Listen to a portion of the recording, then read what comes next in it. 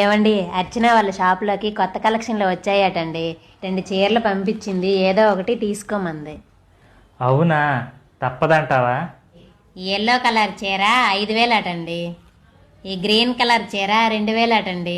ఏది తీసుకోమంటారండి? 2,000 5,000 ఎలా అయినా సరే ఈ తక్కువ రేటు చీరనే కొనిపించేస్తాను మా ఆవిడ చేత.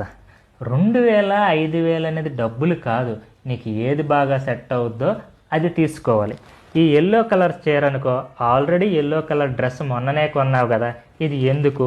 ఈ గ్రీన్ కలర్ చీర అనుకో, నీకు బాగుంటుంది, ఈ కలర్ కూడా నీ దగ్గర లేదు. నేను అదే అనుకుంటున్నానండి. అవును, మరి ఈ అంచు కూడా చాలా బాగుంది. అచ్చినాక చెప్పేసి ఇది సెలెక్ట్ చేసుకో, ఎంత అయిందో చెప్తే నేను ఫోన్పే చేసేస్తా.